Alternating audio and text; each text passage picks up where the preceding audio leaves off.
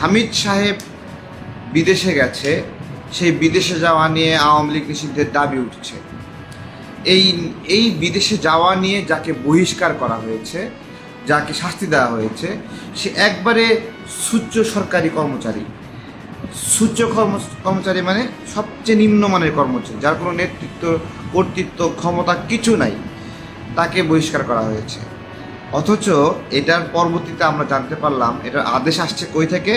ওই ডিজিএফআইয়ের হেড থেকে, ওই এনএসআইয়ের হেড থেকে, এসবির হেড থেকে, ওই জায়গাগুলো থেকে আদেশ আসছে। আচ্ছা, এবার এসবি, স্পেশাল ব্রাঞ্চ, এনএসআই এগুলো কার আওতাধীন?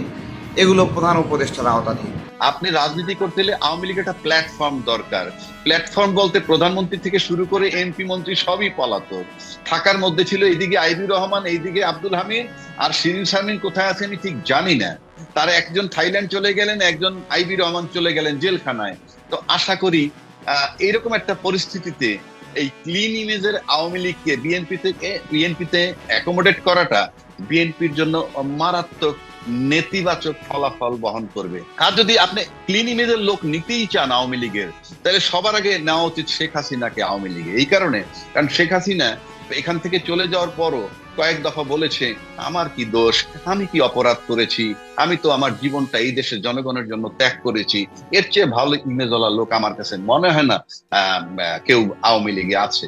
আসসালামু আলাইকুম দর্শক শ্রোতা, আজকের ভিডিওটি দেখলে আপনারা সত্যি অবাক হয়ে যাবেন।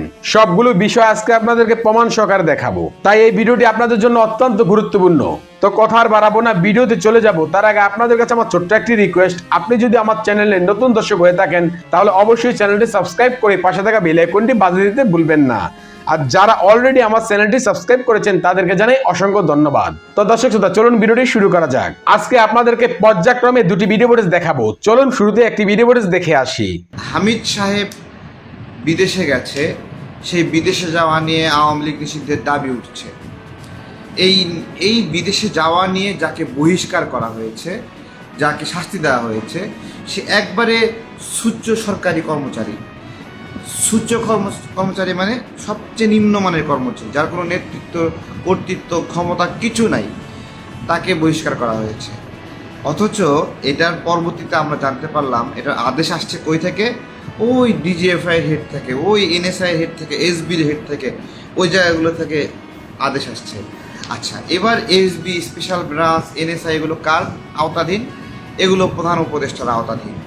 আমার কথা হলো, এই বাংলাদেশের একবারে রাজনীতি বোঝে না এইরকম নাদান, মূর্খ এইরকম ব্যক্তিও জানে যে এটা সরকারের সমন্বিত সিদ্ধান্ত ছাড়া হামিদ সাহেবকে দেশ থেকে বের করা হয়নি।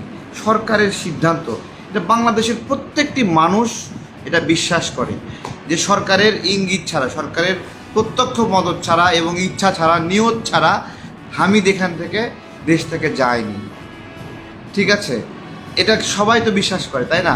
তাহলে এটা যদি সবাই বিশ্বাস করে, তাহলে জনগণকে কষ্ট না দিয়ে ওই সকল উপদেষ্টা যারা কিনা এর সঙ্গে জড়িত, তাদের বাসা অবরুদ্ধ করা হোক, তাদের বাসার পানির লাইন খুলে দেওয়া হোক, তাদের বাসার বিদ্যুতের লাইন খুলে দেওয়া হোক। নাকি মানুষ তো কষ্ট পাচ্ছে, যারা জড়িত তাদেরকে কষ্ট নিয়ে দিয়ে কাকে কষ্ট দেওয়া হলো? চাকরি থেকে বাদ দেওয়া হলো একবারে ক্ষুদ্রতম পুলিশ কর্মচারী, গোয়েন্দা সংস্থার কর্মচারী। অথচ আসছে হুকুম, আসছে উপর থেকে। এই সেম ঘটনাটা ঘটছিল স্পিকার শিরিন শারমিনকে পাসপোর্ট দেওয়ার ইস্যুতে। স্পিকার শিরিন শারমিনকে পাসপোর্ট এবং তার হাজবেন্ডকে পাসপোর্ট দেওয়ার বিষয়ে পাসপোর্টের ডিজি সে নিজে আদেশ দিয়ে, ডিজির দপ্তর থেকে আদেশ দিয়ে শিরিনের বাড়িতে লোক পাঠাইছে, গিয়ে সেখান থেকে ফিঙ্গারপ্রিন্ট করে নিয়ে আসছে, সব করে নিয়ে আসছে। ঠিক আছে, সেও তো দেশে আসে, তাকে গ্রেপ্তার করে না কেন? সেও তো হত্যা মামলার আসামি, তাকে কেন গ্রেপ্তার করে না? পাসপোর্টের ডিজি রেফারেন্স দিয়ে এটা করাইলো, কিন্তু চাকরি হারাইলো কার জানেন? যে টাইপ করছিল সেই লোকটা চাকরি হারাইছে, মানে যে ডাটা যাচাই বাছাই করে ওই লোকটা কতটুকু জড়িত, তাই না? মানে উল্টা দিকে চলতেছে না। হ্যাঁ, আজকে আমি আপনাদেরকে গতকালকে নাগরিক টিভির টকশোতে আমি এই কথাটা বলেছিলাম। আমার কথাটা ভালো করে শুনবেন আপনারা, যে ডক্টর ইউনূস কেন হামিদ সাহেবকে আপনার দেশের বাইরে যাওয়ার সুযোগ দিল? ডক্টর ইউনূস কেন এই সুযোগটা দিল? আমার প্রশ্ন এটা। আপনাদের কাছে কি কোনো উত্তর আছে যে ডক্টর ইউনূস কেন হামিদ সাহেবকে, এটা ডক্টর ইউনূস জড়িত উপদেষ্টারা সমন্বিতভাবে একটা প্যাকেজ ডিসিশন নিছে, তারা তাকে বাইর করে দিবে, কিন্তু কেন এই সিদ্ধান্ত নিল আজকে সেই কথাগুলো বলবো। এই বাংলাদেশ না, শুধু সারা বিশ্বব্যাপী যারা সরকারের প্রধান থাকে, ক্ষমতার সর্বোচ্চ শিখরে থাকে, আলটিমেটলি রাষ্ট্রের ইকোসিস্টেম তাদেরকে গায়ে আঁচড় দেয় না। মানে ধরেন যে গণহত্যা করছে তার মুখ বরাবর চাবার দেওয়া একটা হলো দায়িত্ব নাকি? এটাই তো কথা। এটাই যদি হয় বাস্তবতা, যে যে যে গণহত্যা করছে তার মুখ বরাবর একটা থাপ্পড় যদি দেশের মানুষ মারতে পারে, তাহলে দেশের মানুষ কিছুটা রাগ ক্ষোভ কমবে। আচ্ছা, এই যে সাপোর্টটা দেওয়া, এটা দিতে দেয় না কেন? আজকে মানে ডক্টর ইউনূসের সরকার হামিদকে শুধুমাত্র এই জন্যই তাকে নিরাপদে বের করে দিছে যে সে যত অপরাধী হোক, সে এক সময়ের প্রেসিডেন্ট ছিল, রাষ্ট্রের প্রধান ছিল, এই জন্য তাকে নিরাপদে বের করে দিতে হবে। ডক্টর ইউনূস এই ডিসিশন নিছে, এবং ডক্টর ইউনূস এই ডিসিশন কেন নিল সেই কারণটাও আপনাকে বলতেছি। ডক্টর ইউনূস করছে কি আসলে? ডক্টর ইউনূস গ্রামীণের এই যে বিকাশের যেরকম ওয়ালেট সিস্টেম, ই মানি, এটার অনুমোদন নিচ্ছে, ঠিক আছে। ডক্টর ইউনূস আরও কি করেছে? ডক্টর ইউনূস 666 কোটি টাকার কর মাপ নিচ্ছে। হ্যাঁ, ডক্টর ইউনূস আর কি করছে?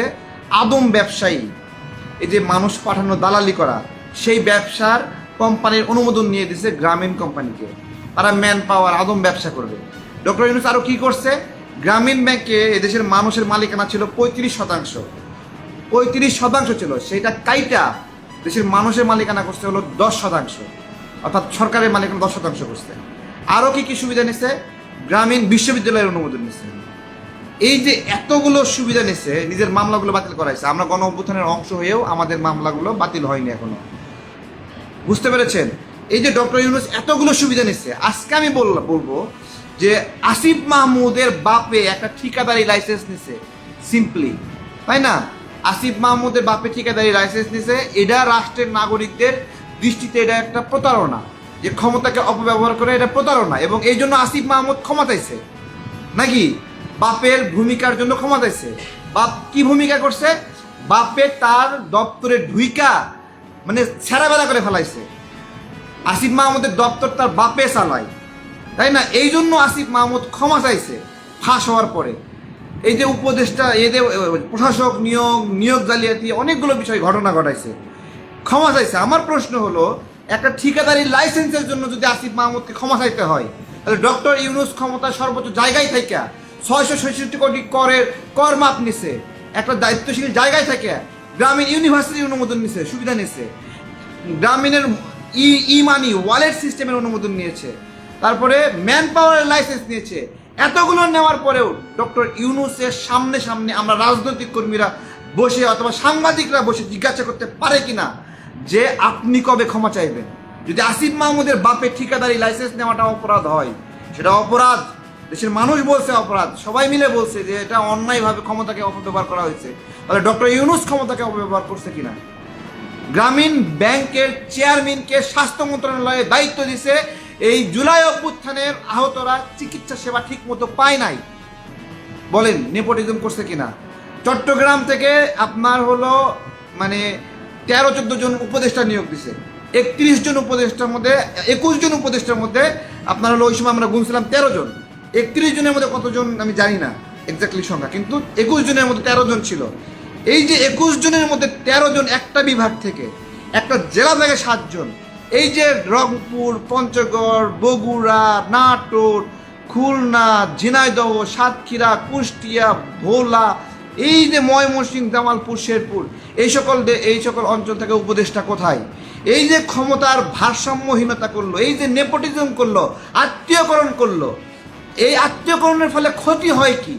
এই আত্মীয়করণ করার ফলে ক্ষতি হয় কি? ধরেন কুমিল্লায় 3 জন উপদেষ্টা আছে, তাই না? এই 3 উপদেষ্টা কুমিল্লাকে কম্বল দিয়ে ঢাকা দিছে, শীতের সময় ঢাকা দিছে। আমার প্রশ্ন হলো, কুষ্টিয়ার মানুষের কম্বল কোথায়? অর্থাৎ যেখান থেকে উপদেষ্টা নিয়োগ হয় সেখানে ক্ষমতার একটা মানে প্রতিনিধিত্বের কারণে তাদের উন্নতি হয়, ডেভেলপমেন্ট হয়। এই যে উপদেষ্টা নিয়োগে শুধুমাত্র চট্টগ্রাম অঞ্চলকে গুরুত্ব দিল, এইটা একটা ক্রাইম না? এটা একটা ক্রাইম না? বলেন। এই সামগ্রিক বিষয়ে আমি আজকে বলছি 665 জন আওয়ামী লীগ নেতাকে, গুরুত্বপূর্ণ নেতা যারা আওয়ামী লীগ, এছাড়া অসংখ্য আওয়ামী লীগ জামিন নিয়ে টোটো করে ঘুরে বেড়াচ্ছে। কেউ এনসিপি হয়ে গেছে, কেউ বিএনপি হয়েছে, কেউ জামাত হয়েছে, কেউ গণ অধিকার হয়েছে, হইয়া টোটো করে ঘুরে বেড়াইতেছে, আগের মতো আবার খবরদারি করতেছে। এই যে 665 জনকে জামিন দিছে, একবারে সরকারের ব্যবস্থাপনার মধ্যে বিচার বিভাগ, তাই না? বিচার বিভাগ তো এখন স্বাধীন না, সরকারের নিয়ন্ত্রণ মতোই চলে, আইন তো এখনো পরিবর্তন হয়নি, তাই না? তাহলে এই 665 জন জামিন দিল, কে দিছে এটা? তাহলে যে দিছে তার বাড়ির লাইনটা না খুইলা রাস্তা আটকায় সাধারণ মানুষকে কেন কষ্ট দেবে?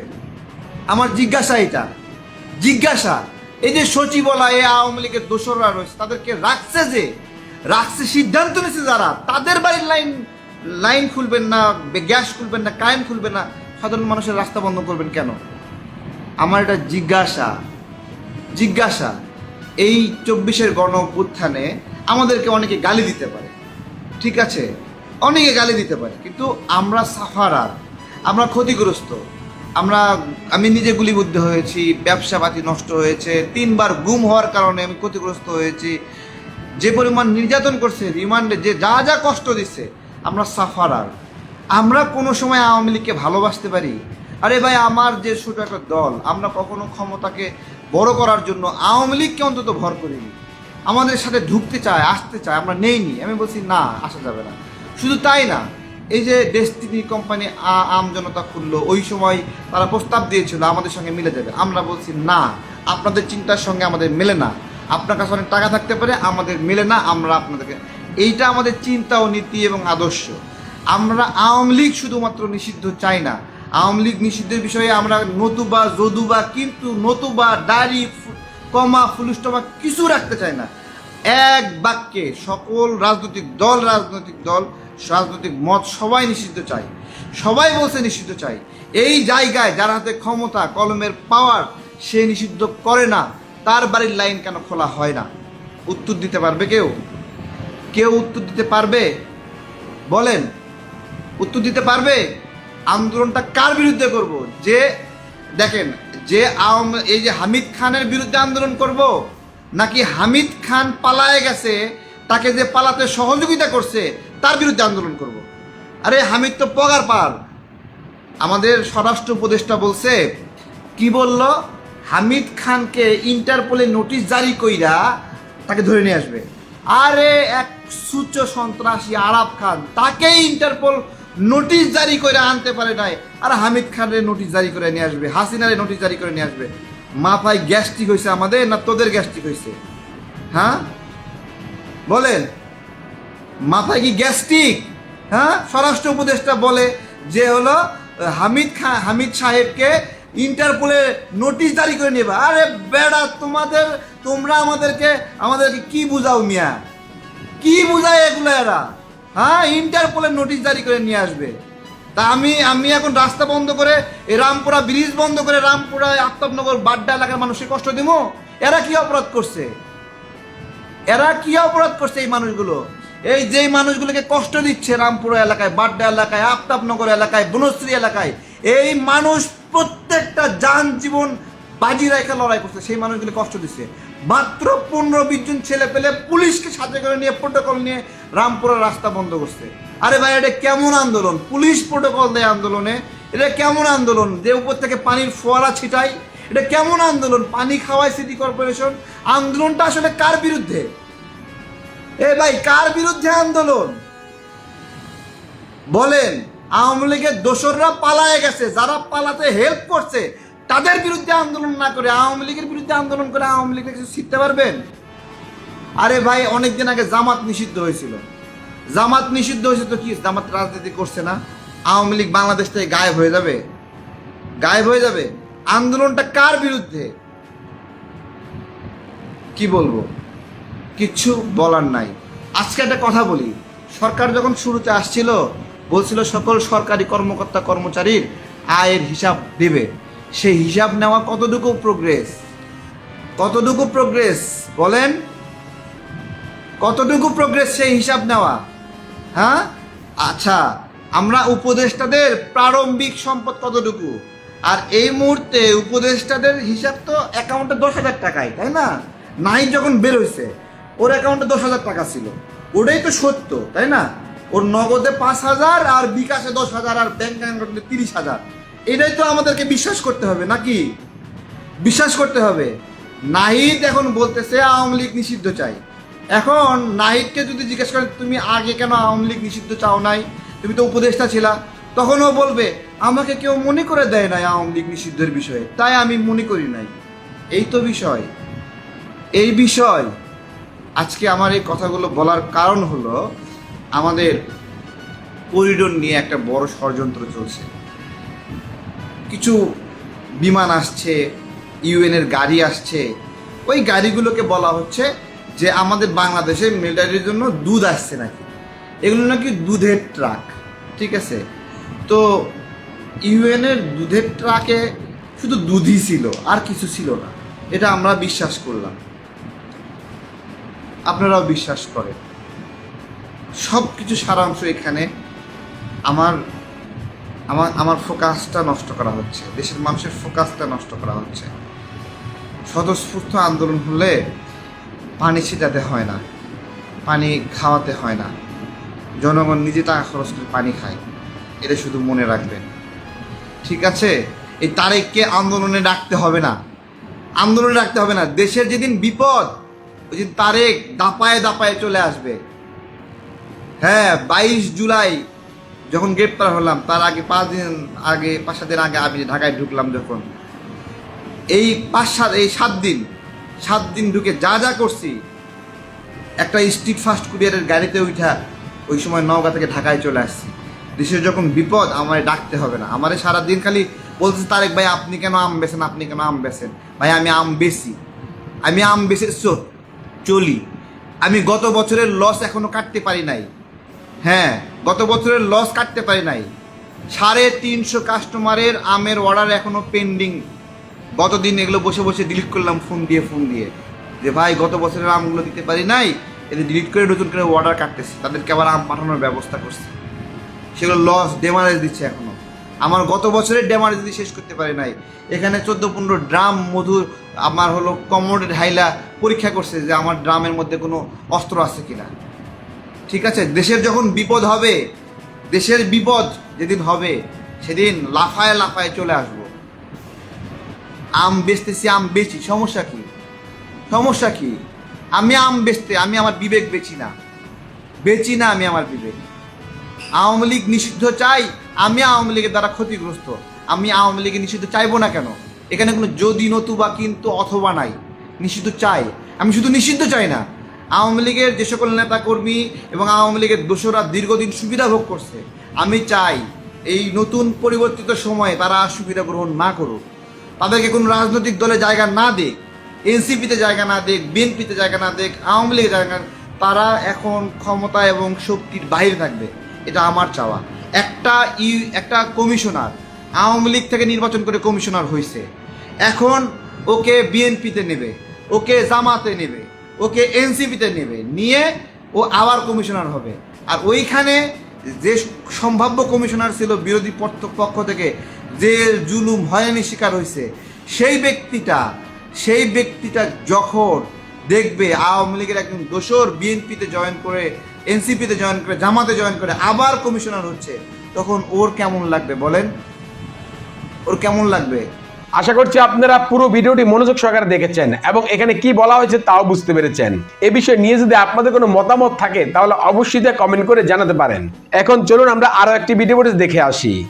আসসালামু আলাইকুম সুপ্রিয় দর্শক, স্বাগত জানাচ্ছি যে কথা জানতে চান অনুষ্ঠানে। আমি মুস্তফা ফিরোজ এবং আমার অপর প্রান্তে যুক্ত আছেন সিনিয়র আইনজীবী আবু হেনা রাজ্জাকি। রাজ্জাকি ভাই, আজকে সারাদিন, আজকে ঠিক বলবো না, কালকে রাত থেকেই যমুনা অর্থাৎ প্রধান উপদেষ্টার বাসভবন ঘিরে, তারপর হোটেল ইন্টারকন্টিনেন্টাল, এখন সম্ভবত শাহবাগ ঘিরে যে উত্তেজনা, যে দাবি, সেটা হচ্ছে আওয়ামী লীগ নিষিদ্ধ করতে হবে। এই দাবিতে সম্ভবত দুইটা পক্ষ একটু চাপের মধ্যে, একটা ডক্টর মোহাম্মদ ইউনূস এবং প্রধান রাজনৈতিক দল বিএনপি। আপনার কাছে কি মনে হচ্ছে সব মিলে? ধন্যবাদ ফিরোজ ভাই আপনাকে।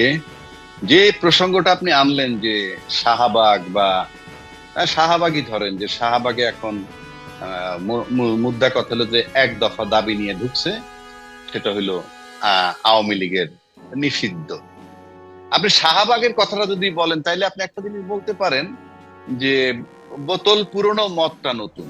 কারণ এই শাহবাগ মোড়ই ইমরান সরকারের আন্দোলন ছিল, যেখানে বসে আপনি কাদের মোল্লাকে মৃত্যুদণ্ড দেয় নাই এবং আইনে কাভার হচ্ছিল না, তো সেখানে আন্দোলন করে তারপরে সেই আইনটাকে সংশোধন করার পর তাকে মৃত্যুদণ্ড দেওয়া হলো। তো ঠিক ঠিক সেই শাহবাগই যদি আপনি ধরেন, ইমরান সরকার চলে গেছে, এখানে নাহিদ সরকার, তারপরে হাসনাত আব্দুল্লাহ সরকার, তো সার্জিস সরকার। সরকার বলছে ওই অর্থে যে নতুন সরকাররা আসছে, কিন্তু জায়গাটা এক নম্বর। 2 নম্বর হইলো এটা যদি আপনি ওইভাবে ধরেন যে এটাকে বলেন repetition of current political history. মানে এটা কিন্তু খুব পুরনো ঘটনা না, ইমরান সরকারের ঘটনা খুব পুরনো না, সেই অর্থে বলছি repetition of correct political history.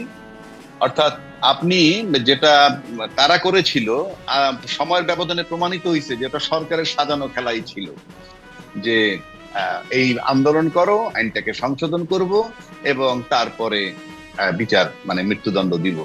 তো এখনো কিন্তু বাজারে কথা আছে যে এ সরকারের সাথে আতাত করে করছে কিনা। তো আমি তর্কের খাতিরে ধরে নিলাম যদি আতাত করেও করে তাহলে তো হিস্ট্রিটা রিপিট হচ্ছে। সুতরাং আপনি যেগুলো আপনি করেছেন, অর্থাৎ আপনার করা গর্তে আপনি পড়ছেন। পতিত সরকার যে সমস্ত ফর্মুলাগুলো অ্যাপ্লাই করে গেছে একই ফর্মুলা অ্যাপ্লাই হবে, পার্থক্য শুধু একটাই, দেশের মানুষের গায়ে গুলি পড়বে না, লাঠির টোকা পড়বে না, এটুক এনশিওর করা হয়েছে আপাতত। এবং নাহিদরা বলেছে যে লং মার্চ টু ঢাকা তারা করবেন। তো এখন তাদের দৃষ্টিকোণ থেকে 100% জাস্টিফাইড যে আপনি পতিত সরকার বলতে তারা যে সরকার যে লেভেলের মানুষ ছিল, যে সমস্ত গণহত্যা, রাহাজানি, কি বলে আয়নাঘর, শিশু হত্যা, নারী হত্যা বলেন, তো ওলামা ক্রাইম হত্যা বলেন, 57 জন অফিসার হত্যা বলেন, যারা ছিল বাংলাদেশের স্বাধীনতা সার্বভৌম রক্ষার যারা প্রহরী পাহারাদার তাদেরকে বলেন, এই সব কিছু যারা করেছে অ্যাটলিস্ট তাদেরকে বিন্দু মাত্র সমর্থন যদি করে, সুকৌশলে ডিপ্লোম্যাটিক ভাষায় যদি বোঝা যায় যে তাদেরকে একসেপ্ট করতে চায়, এরকম একটা কীট পতঙ্গকেও অ্যালাউ করা উচিত না বাংলাদেশের মাটিতে। তো সেই দৃষ্টিকোণ থেকে তাদের বক্তব্যটা অ্যাবসলিউটলি কারেক্ট। পাশাপাশি যদি এমন প্রশ্ন উঠছে যে বিএনপি কেন সাইলেন্ট, সেটা আমি পেয়েছি অলরেডি, মানুষ বলছে যে এরকম একটা ব্যাপারে। তো এখন বিএনপি যখন বলছে যে আজকেও বলছে বোধহয় মঈন খান সাহেব যে আওয়ামী লীগ নিষিদ্ধ হবে কিনা সেটা জনগণ সিদ্ধান্ত নেবেন। আমি আগেও বলছি এটা একটা ভেগ টার্ম। জনগণ বলতে 100% জনগণ কারো সাথে নাই, প্রত্যেক দলের বলা উচিত আমাদের সাথে যতজন জনগণ আছে এটা তাদের মত, যে সিদ্ধান্ত নেবে জনগণ। তার মানে কি সিদ্ধান্ত নেবে বিএনপি যে ওনারা এটাকে করবে রাখবেন কিনা, কারণ ওনার জনগণ তো ওনার দলে সম্পৃক্ত, ওনার দলের বাইরে একটা জনগণ ওনাদের নয়। কিন্তু যে ভেগ টার্মটা ইউজ করেন এগুলো এখন মানুষ বুঝে গেছে, একটা কমন টার্ম ভেগ টার্ম। আর দ্বিতীয় কথা হচ্ছে যে নাহিদ ইসলামের আজকের কথা আমার কাছে মনে হচ্ছে যে মার্চ টু ঢাকা করবে, সারা বাংলাদেশ থেকে আসবে, তাতে এতে আমার কাছে মনে হচ্ছে যে আমরা গত 6-7 মাস যাবত দেখতেছি পর্দার সামনে মাত্র 4-5টা লোক উপস্থিত, হান্নান মাসুদ, তো সার্জিস আলম, হাসনাত আব্দুল্লাহ, নাহিদ, এরকম, এবং তাদের কোনো অস্তিত্ব নাই। কিন্তু এখন যেটা মনে হচ্ছে যে যেভাবে সাইলেন্ট একটা বিদ্রোহ হয়েছিল জুলাই 24-এর বিদ্রোহ হওয়া শেষ হওয়ার পর কিন্তু আমরা এই লোকগুলারে চিনেছি। তার মানে এরা কিন্তু দৃশ্যমান হয়ে গেছে, এদের পাঠ হয়তো খুব কম সামনে, কিন্তু আবার যে লং মার্চ করতেছে ঢাকা যদি করে তাহলে আবার কারা আসে সেটা হলো দেখবার বিষয়। এটার মানে হচ্ছে যে দাবা খেলার সময় আপনার কতগুলা চাল দেয়, খুব মুখস্থ চাল, এই মুখস্থ চালগুলাই কিছু সোলজার মানে পন মারা যায়। তো এই মুখস্থ চাল যেগুলা ছিল সেগুলার থেকে মনে করেন আজকে সার্জিস আলম টালম বেরিয়ে আসছে। এরা কিন্তু দাবা খেলাটার ফার্স্ট পার্ট, সেকেন্ড পার্ট চলমান, বা মধ্য পার্ট যদি বলেন সেটা চলমান। কিন্তু আপনি যদি একটা জিনিস লক্ষ্য করেন, সম্প্রতি আপনি হয়তো জানেন যে রিজভী সাহেব বলেছেন আওয়ামী লীগে যাদের ইমেজ ক্লিন ইমেজ আছে তারা বিএনপিতে যোগ দিতে পারে। আমি আপনার সাথে তর্কের খাতিরে বলি, আপনিও আওয়ামী লীগদের সাথে টকশো করেছেন, ব্যক্তিগতভাবে অনেক বন্ধু বান্ধব আওয়ামী লীগ ছিল। আপনি টকশোতে না হয় নাই বললো আওয়ামী লীগের বিরুদ্ধে কিছু, কিংবা সমালোচনা নাই করলো যে এই আয়নাঘর কিংবা মেজর সিনহা হত্যা কিংবা সাগররুনি হত্যার বিচার হচ্ছে না কেন, কিংবা হেফাজত ইসলাম হত্যা এবং ছাত্রদেরকে হত্যা, এটা না হয় টিভিতে তারা নাই বললো টকশোতে তার পার্টির খাতিরে। কিন্তু আপনি বুকে হাত দিয়ে বলেন তো, আপনার কোনো ঘনিষ্ঠ বন্ধু আপনি যিনি আওয়ামী লীগ করেন, সে কি কখনো আপনি টেবিল টকে আপনাকে এককভাবেও কখনো বলছে যে ফিরোজ ভাই সরকার যে আয়নাঘর করতেছে সেটা আমাদের পছন্দ হয় না, কিংবা বিনা বিচারে যে হত্যা করতেছে এটা আমাদের ভালো লাগে না, কিন্তু দলগতভাবে আমরা বলতে পারি না? আপনাকে কি কেউ বলেছে? বলেন তো, বলছে কিনা? বলেন, বলছে কিনা? একটু বলে নাই। এটার মানে হচ্ছে যে আওয়ামী লীগ যেটা করেছে রাষ্ট্রীয়ভাবে সেটাকে তারা সবাই সমর্থন করছে। যদি সমর্থন করেই থাকেন তাহলে তারা ক্লিন ইমেজের নয়। অর্থাৎ আপনি যখন অপকর্ম নিয়ে বিন্দু মাত্র ঘনিষ্ঠ বন্ধুকেও কখনো বলেন নাই যে কষ্ট হয় আয়না ঘরে একটা লোককে যখন আটকে রাখে, হ্যাঁ, সেটা যখন বলে নাই, তাহলে ক্লিন ইমেজের লোক বলতে কিছু নাই। এখন প্রশ্ন হচ্ছে রিজভী সাহেব এই কথাটা বললেন কেন? আমার কাছে খুব কষ্ট লাগে যে এখনো যদি যে কোনো অবস্থায় নির্বাচন হয় বিএনপির বিজয় সুনিশ্চিত আজকে পর্যন্ত, সেখানে আপনার ক্লিন ইমেজের এই সোকল ক্লিন ইমেজের লোক খোঁজার দরকারটা কি? আপনার প্রয়োজনটা কি? তো ঠিক সেই মুহূর্তে আমরা এরকম লাগামহীন কথা অনেক শুনতেছি। তো ঠিক সেই মুহূর্তে খালেদা জিয়া যে বিদেশ থেকে চলে আসছেন ঢাকায়, আমার কাছে মনে হয় এটা বিএনপির জন্য ভালো হবে। কেন ভালো হবে আমি বলছি, যে এই যে লাগামহীন কথা বলে, ঘরের মুরব্বী যদি ঘরে থাকে তাহলে সে তার একটা উনি এখনো কিন্তু ইসের প্রতীক, কি বলে, ইউনিটির প্রতীক কিংবা আপসীর নেত্রীর প্রতীক, প্লাস ওনারা মুক্তিযুদ্ধের পক্ষের শক্তি বেগম খালেদা জিয়া। কেন বলছি? স্বয়ং জিয়া রহমানই ছিলেন সেক্টর কমান্ডার এবং উনি একজন বীর মুক্তিযোদ্ধা, এবং উনি পতিত সরকারের পিতা, তাকে উপাধিও দিয়েছিলেন মুক্তিযোদ্ধা হিসাবে। তো সেই হিসাবে কিন্তু ওনারা কোনোদিন মুক্তিযোদ্ধার পক্ষের শক্তি বলে এটাকে ক্যাশ করেননি। মানে আমরা মুক্তিযুদ্ধের পক্ষের শক্তি কিংবা আমরা স্বাধীনতার পক্ষের শক্তি এইভাবে ক্যাশ করেননি, এবং এই সাইলেন্ট ছিলেন বলে পতিত সরকার বারবার ওনাদেরকে প্রমাণ করতে চাইছে ওনারা জঙ্গিবাদ এবং ওনারা স্বাধীনতার বিপক্ষের শক্তি। তো সেক্ষেত্রে আমি মনে করি এই ইউনাইটেড হওয়ার জন্য বা বিএনপিকে ইউনাইটেড রাখার জন্য কিংবা বিএনপির ইমেজটাকে রিকভার করার জন্য বেগম খালেদা জিয়ার উপস্থিতিটা খুবই জরুরি, এবং উনি সেজন্য আসছেন কিনা সেটা আমি জানি না। তবে যদি এই কথাটা শুধু রিজভির হয় তাহলে এক কথা, কিন্তু যদি এমন ধরা হয় যে টপ নেতাদের মানে ইশারায় তিনি বলেছেন, তাইলে বিএনপি সম্পর্কে ধারণা ভালো হবে না। আর যদি তিনি একা বলেন তাহলে আমি মনে করি বিএনপির ইমেজ ক্ষুণ্ণ করেছে, এবং সে কারণে একটা চিন্তা ভাবনা করা উচিত যে এই কথাটা সঠিক হলো কিনা।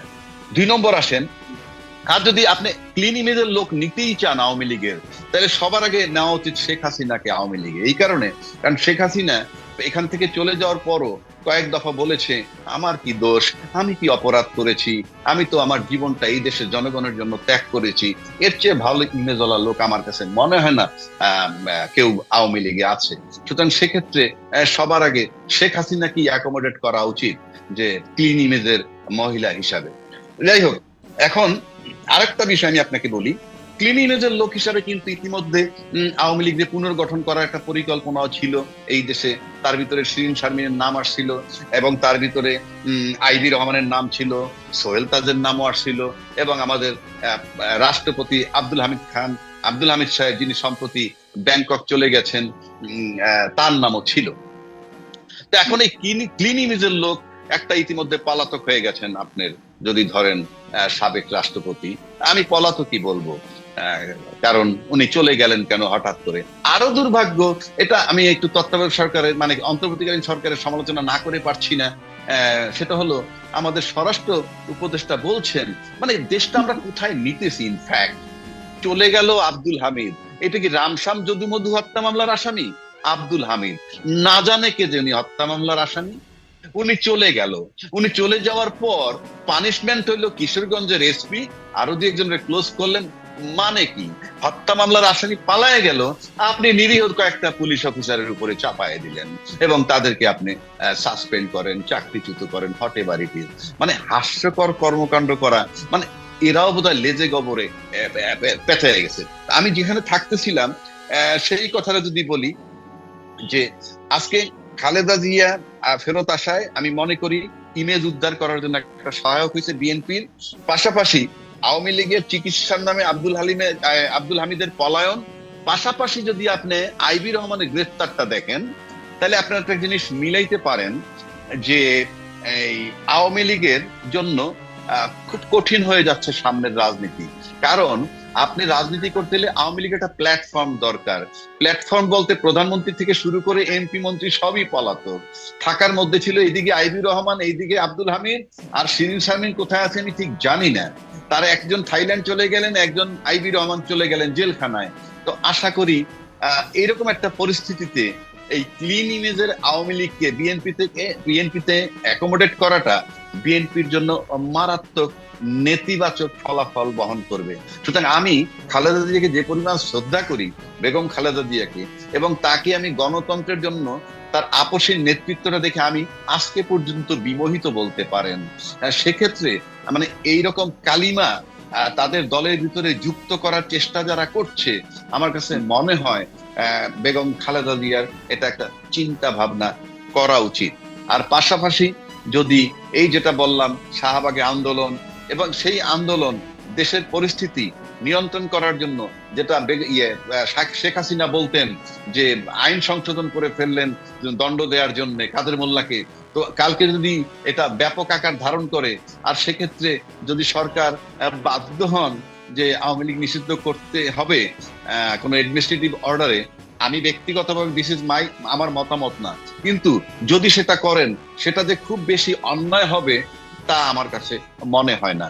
কেননা for the greater interest of the nation, দেশটাকে শান্তিপূর্ণ রাখার জন্য এমনি এই সরকারের সাথে পুলিশ নাই, আর্মি নাই, তো সিভিল ব্রোকারেট নাই, রাজনৈতিক দল নাই, কেউই নাই। হ্যাঁ, সুতরাং তাকে যদি মানে এইরকম একটা ঘটনা ঘটে, তাতে আমি খুব আশ্চর্য হব না, কেননা ইমরান খানকে অতীত সরকারি ব্যবহার করেছিল এরকম হাতিয়ার হিসাবে। আপনার কাছে কি মনে হয় যে এটা কি কাকতালীয়, মানে আব্দুল হামিদের বিদেশ চলে যাওয়া আর আইবি রহমানের গ্রেপ্তার হওয়া একদম পরপর এই দুই ঘটনার কোনো মিল আছে, সামঞ্জস্য আছে? আমার কাছে যেটা ব্যক্তিগতভাবে যদি আপনি মনে করেন যে আজকে আওয়ামী লীগ যে পরিমাণে পতিত সরকার যে ঘটনাগুলো ঘটিয়ে গেছে, তাতে এটা কাকতালীয় আমি ঠিক আমার কাছে মনে হয় না। কারণ রাষ্ট্রপতি আব্দুল হামিদ চলে যাবেন, উনি বোরকা পরেও যেতে পারবেন না, কোনোভাবে যেতে পারবেন না। সুতরাং এটা পরিকল্পিত ভাবে গেছে, এবং সেটা যদি বলি সরকারের নলেজে তারও থাকার কথা। কেননা এরকম একটা পরিস্থিতিতে সরকারের নলেজে, সরকারের বলতে কনসার্ন যিনি আছেন তার নলেজে এটা যাবে না, এটা আমার কাছে মনে হয় না। তা সত্ত্বেও যদি মানে যে থাকে, তাহলে আমি কোনোভাবে সরকার দায় এড়াতে পারবে বলে আমি মনে করি না। সরকারের ভালোটার ভালো কথা বলবো, খারাপটার খারাপ করতে হবে। আজও পর্যন্ত এই সরকার 626 জনের তালিকা প্রকাশ করেনি। তার থেকে কতজন চলে গেছে, কতজন কোথায় আছে, তার খসড়া দেশ জাতি পায়নি। এবং এই সরকার বলতে সরকার প্রধানও যদি কাউকে চার্জ করেন সরাসরি, সে তাকে তালিকা দিতে বাধ্য। পাশাপাশি এই সরকার আয়নাগর দেখতে চেয়ে সঠিক সময়ে যেতে পারেননি, সেখানে তিনি যেতে পারেননি। সে কি ইচ্ছা করে যাননি নাকি বাধাগ্রস্ত হয়েছিলেন, সবকিছু মিলাইলে। তবে সরকারের একটা ক্ষমতা আছে যে মিশরের পিরামিডের মতো সে দাঁড়িয়ে আছে, যে তাকে একমাত্র বৈধভাবে ইলেকশন দিয়েই সরাতে হবে, অথবা তিনি স্বেচ্ছায় যদি চলে যান, অন্য কোনো প্রক্রিয়া নয়। সে কারণে সরকার হয়তো অনেক কিছুই গায়ে মাখতেছেন না, কিন্তু সরকারের অনেকগুলা বিষয় আজকে আমার কাছে দৃষ্টিকটু আছে, যেটা একটা বললাম। আরেকটা জিনিস আপনাকে বলি, যে একটা কথা এখন আছে বাজারে, যে যারা সংস্কারের ভিতরে ইনভলভ আছে, এর ভিতরে আলী রিয়াজের নাম আসছে, বদিউল মজিদের নাম আসছে, তাদের নাকি বিদেশি পাসপোর্ট আছে। তাহলে স্বাভাবিক নিয়মে যদি সত্যি আপনাদের দূরভিসন্ধি না থাকে, তাহলে এদের পাসপোর্ট সারেন্ডার করতে বলেন, নাগরিকত্ব ক্যান্সেল করতে বলেন, সে বাংলাদেশের পক্ষে থেকে বাংলাদেশের কাজ করুক, কোনো অসুবিধা নাই। মানে আপনি স্ক্যান্ডেল নিয়ে, কালান নিয়ে কেন করবেন? এমনি সেলিনা হায়াত আইভি নিয়ে একটা আছে, মিশ্র প্রতিক্রিয়া আছে। অনেকে মনে করছেন যে যদি সব একইভাবে বিচার করা হয়, সেলিনা হায়াত আইভি পালাননি, সবাই পালাই গেছেন, মসজিদের ইমাম থেকে শুরু করে একদম হাসিনা পর্যন্ত। সেখানে সেলিনা হায়াত আইভি তার নিজ বাসভবনে ছিলেন, তার মানে তার এটা নিজের যথেষ্ট কনফিডেন্স ছিল। এই অবস্থায় তাকে না, গ্রেফতার করা ঠিক হলো কিনা? আমার কাছে ব্যক্তিগতভাবে যেটা মনে হয়, কারণ এটা তো হাইপোথিসিস বলতে পারেন, এটা তো তিনি আমাকে কানে কানে কানে বলেননি, কিন্তু আমার কাছে মনে হয় যে আব্দুল হালিম যে প্রক্রিয়ায় গেছেন সেই বার্তা হয়তো তার কাছেও গেছে। এটা হতে পারে, আমি জানি না ঠিক, এটা হতে পারে। কিন্তু তিনি হয়তো একটু কনফিডেন্ট ছিলেন যে আমাকে হয়তো গ্রেপ্তার করবে না, কিংবা গ্রেপ্তার করলে জামিন পাবে, কিংবা লং রানে ওই যে বললাম যে ক্লিন ইমেজের কিছু লোক তারা চায় দলটাকে নেতৃত্ব দেওয়ার, একেবারেই তো আওয়ামী লীগের লোক নাই, সেক্ষেত্রে হয়তো সে চিন্তা করছিলেন একটা ফিলিংস থাকতেও পারে, কারণ সে তো তার বাপের আমল থেকে আওয়ামী লীগের রাজনীতি করে, এবং তার বাপও কিন্তু বেশ দৃঢ়চিত্তের মানুষ ছিল যতটুকু আমি জানি। সেক্ষেত্রে তার ভিতরে এই দৃঢ়চিত্ত তার থাকতে পারে, এবং সে যখন গ্রেপ্তার করে ফাইনালি, এবং তখন সে কিছু বয়ান রাখছে, কিছু বক্তব্য রেখেছে, তাতে তার একটা দৃঢ়তা পাওয়া যায়, সেটা সে রাখতে পারে, থাকতে পারে, এটা আমার কাছে বলি। কিন্তু বার্তা তার কাছে গিয়েছিল, এতে কোনো সন্দেহ নাই। কেননা আলটিমেটলি ওই যে আওয়ামী লীগ নিষিদ্ধ করার যে কথাটা বলে, এটা আমার কাছে মনে হয় খুব বেশি বলার প্রয়োজন নাই। কেননা আপনি যদি প্ল্যাটফর্মই না থাকে, দাঁড়াবে কোথায়? আপনি এত কিছু করতেছে, আওয়ামী লীগ কোথায়? আপনি ইনফ্যাক্ট ওই হিসাবে মানে সে হয়তো জানতো কিন্তু জাননি। জি, তার সমীকরণটা কি টানবেন? মানে এই আন্দোলনের মধ্যে থেকে আওয়ামী লীগ নিষিদ্ধের একটি প্রক্রিয়া কি বাস্তবায়িত হবে? কারণ আমার একটু মনে হচ্ছে যে ডক্টর ইউনূস সরকার চাচ্ছেন যে এটা সর্বদলীয় ভাবে সিদ্ধান্ত হোক। আপনার কাছে মনে হয় কি সেটা সফল হবে? না, এখানে তো ধরেন বিএনপি একটা বড় দল, তার একটা ওপিনিয়নের ব্যাপার আছে। কারণ এ পর্যন্ত আমরা যদি দেখি যে আপনার জুলাই আন্দোলন, যে সনদটা হওয়ার কথা ছিল, সেটাই বিএনপি রাজি হয়নি বলেই হয়নি। রাষ্ট্রপতিকে অপসারণের ক্ষেত্রে বিএনপি বলছে সাংবিধানিক সংকট হবে, সে কারণে হয়নি। সেই হিসাবে সরকার তো আমি দেখি বিএনপি কে যথেষ্ট গুরুত্ব দিচ্ছে, দেয় না যে তা কিন্তু নয়। আবার নির্বাচনের ব্যাপারে দেখা করে বলছে ডিসেম্বরের মধ্যে, উনি বলছেন ডিসেম্বর থেকে, এখন মনে হয় মোটামুটি রমজানের আগেই নির্বাচনটা হবে। সেক্ষেত্রে বিএনপি প্রতি যথেষ্ট গুরুত্ব এই সরকার দিচ্ছে, পাশাপাশি বিএনপিও দাবি করছে যে সরকারকে কোঅপারেশন করতেছে। তো এখন একটা কথা পরিষ্কার যে মানে বাংলাদেশে দলীয়ভাবে বিএনপির চিন্তা কি, জামাতের চিন্তা কি, সেটা ভিন্ন কথা, কিন্তু এর বাইরে এমন কোন দল লোক নাই যে আওয়ামী লীগ ফার্দার দেশে ফিরে ক্ষমতায় যাক, অন্তত হাসিনা গংদের মতো মানুষের নেতৃত্বে, এটা চায় না। এটা চায় না মানেই যে বিএনপি যে বলছে যে জনগণ সিদ্ধান্ত নিবে, তাহলে বিএনপির হিসাব করা উচিত এই যে তারা বাদে বাকি সবাই মোটামুটি ইউনাইটেড হয়ে গেছে যে এই আওয়ামী লীগের সামনে পুনর্বাসনটা চায় না, বা আওয়ামী লীগ সহ ইনক্লুসিভ নির্বাচন চায় না। সেক্ষেত্রে অবশ্যই বিএনপির মতো বড় দলের একটা ভূমিকার মানে দরকার, এবং তার ওপিনিয়নটা আমাদের জানা দরকার। নয়তো একটা সময় প্রশ্নবিদ্ধ হতে পারে তাদের আজকের চিন্তা ভাবনা বা তাদের নীরবতা। কেন বলছি? এই যে মার্চ টু ঢাকা নাহিদরা করছে, আমি আবারও বলছি, নাহিদরা কিন্তু ওই ওপেন হয়ে গেছে। মানে যারা প্রোগ্রামে ছিল, প্রজেক্টে ছিল জুলাই আন্দোলনের, তার থেকে দৃশ্যমান 5, 7, 10, 20টা লোক হয়েছে, কিন্তু 5, 7, 10, 20টা বা 50টা লোকে কিন্তু এই কাজগুলো করেনি। মার্চ টু ঢাকা যখন বলতেছে with a very strong confidence, সুতরাং আবার যদি একটা সংকট হয় এবং সেক্ষেত্রে যদি সত্যি সত্যি সরকারকে চাপে পড়ে আওয়ামী লীগ নিষিদ্ধ হয় কিংবা করে ফেলতে বাধ্য হয়, সে কিন্তু আবার ক্রেডিট চলে যাবে এই ছাত্রদের কাছে বা এই আন্দোলনের কাছে।